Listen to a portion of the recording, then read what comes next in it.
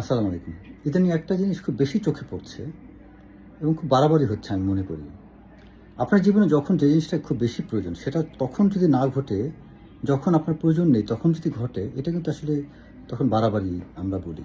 যেমন ধরুন, যখন বিএনপির চরম দুর্দিন, যখন বিএনপির মানুষ খুব হতাশ, অসহায়, ওই মুহূর্তে বিএনপি, বিশেষ করে তারেক রহমান, খালেদা জিয়া, জিয়াউর রহমান এদেরকে নিয়ে অনেক ভালো ভালো কথা, গুণবাচক কথা, তাদের ইতিহাস, তাদের ভালো কর্মগুলো এগুলো কিন্তু সামনে আনাটা খুব বেশি দরকার ছিল কর্মীদের উৎসাহ দিতে। আমার মনে আছে 2016 সালের দিকে আমি যুগান্তর 2-3টা লেখা দিয়েছিলাম জিয়াউর রহমানকে নিয়ে। তারপরে তার কিছু ভিডিও, পুরনো ভিডিও শেয়ার করেছিলাম। বিএনপির একটা নেতা কর্মীকে পাইনি যে আমার সেই লেখা, যুগান্তরে আমার সেই প্রকাশিত লেখা বা আমার ভিডিও কেউ ফেসবুকে শেয়ার করেনি। বরং নিরপেক্ষ অনেক মানুষ শেয়ার করেছিল, অনেক সাহসী কিছু নারী শেয়ার করেছিল, কিন্তু পুরুষ পাইনি। আজকে দুঃখের বিষয় দেখতে পাচ্ছি অনেকেই খালেদা জিয়ার জীবন নিয়ে গান, তারেক রহমানের জীবন নিয়ে অনেক কথা, অনেক ইতিহাস, ঢাকা বিশ্ববিদ্যালয়ে তিনি ছাত্র ছিলেন সেটা নিয়ে অনেক ইতিহাস, অনেক কিছু, কে তার সার্টিফিকেট কুড়িয়ে পেয়েছিলেন, কে তার সাথে কথা বলেছিল, কে কী করেছিল, সব আসতেছে। খালেদা জিয়ার জীবন নিয়ে গান শুরু হয়েছে, জিয়াউর রহমান জীবন নিয়ে অনেক কিছু হচ্ছে। জায়মা রহমানকে নিয়ে, জায়মা রহমান বই পড়ে, জায়মা রহমানের বই পড়া নিয়ে বই লিখছেন। আবার ডক্টর জুবাইদুর রহমান নিয়ে কত কিছু। আরে ভাই, এখন কি তারেক রহমানের তো ক্ষমতায় আছেন, আপনার এই লেখা কি তারেক রহমানকে আবার নতুন করে ক্ষমতায় আনবে? আনবে না। বরং আপনি ভালো কিছু কাজ করেন বিএনপির জন্য, দেশের জন্য কাজ করেন। এখন সেটা না করে এই যে বন্দনা শুরু হয়ে গিয়েছে, তারেক রহমান, জায়মা রহমান, জোবায়দা রহমান, বেগম খালেদা জিয়া, জিয়াউর রহমান, তার পরিবারের আত্মীয় স্বজন, এদেরকে নিয়ে এখন বিভিন্ন ইতিহাস বের করে নানান কথা। আজকে ফেসবুকে দেখলাম একজন খালেদা জিয়ার জীবন নিয়ে গান শুরু করেছেন। আরে ভাই, এই গানটা তখন শুরু করতা যখন খালেদা জিয়া যখন জেলে ছিল। কবিদের কাব্যিকতা, গীতিকারের গীতিকাব্য, গান, গজল এগুলো কখন বের হয়ে আসে? মানুষ যখন কষ্টে থাকে।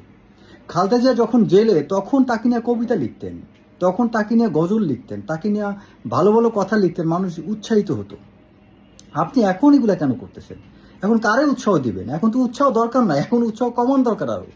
এখন ভালো কাজ করে, তা না করে কি হচ্ছে এগুলো আমি মনে করি। তবে একটা জিনিস প্রাইম মিনিস্টারকে প্রশংসাই করতে হয়, তিনি শেখ হাসিনার মতো চাটুকারিতাকে প্রশ্রয় দিচ্ছেন না। এবং ঢাকা ইউনিভার্সিটিতে ওই যে ছাত্ররা চাটুকারিতে কিছু অনেকে করতে চাইছে, তিনি প্রশ্রয় দেননি। অনেক জায়গায় আছে, তাকে অনেক জায়গায় স্যার, মাননীয় বলতে তিনি নিষেধ করেন, এবং তাকে নিয়ে প্রশংসাসূচক বক্তব্য দেওয়ারই অনেকে সাহস পায় না।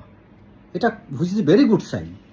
কিন্তু তারপরও এই দেশের মানুষের স্বভাব, একটা নেতা শত ভালো হইলেও এই দেশের পরিবেশ, কালচার, স্ট্রাকচারালিজম এমন যে দেশের রাষ্ট্রপ্রধানকে তারা খারাপ বানাইতে পারবে। সোশ্যাল সায়েন্সে একটা থিওরি আছে, স্ট্রাকচারালিজম, আর একটা হচ্ছে কনস্ট্রাকটিভিজম। একটু সংক্ষেপে বলি, আপনি যদি বোর না হন। স্ট্রাকচারালিজমটা হচ্ছে যে আপনি যখন একটা সমাজ দীর্ঘদিন একটা সিস্টেমে চলতে চলতে একটা স্ট্রাকচার দাঁড়ায় যায়, এবং ওই স্ট্রাকচার থেকে মানুষ তখন কিছু না চাইলেও কিছু জিনিস ঘটতে থাকে। আর কনস্ট্রাকটিভিজম হচ্ছে যে মানুষ নিজেরা যখন কোনো প্র্যাকটিস করতে করতে করতে করতে একটা যেমন বিষয় দাঁড় করায় ফেলে। আর স্ট্রাকচারটা স্ট্রাকচারিজমের ক্ষেত্রে আপনি নিজে কিছু করছেন না, সিস্টেম আপনাদের মানে অভ্যাসগত কিছু কাজকর্মের কারণে, কিছু প্রথাগত কারণে, ট্রেডিশনাল কোনো কাজের মাধ্যমে, কালচারের মাধ্যমে ধীরে ধীরে দাঁড়ায় যায়।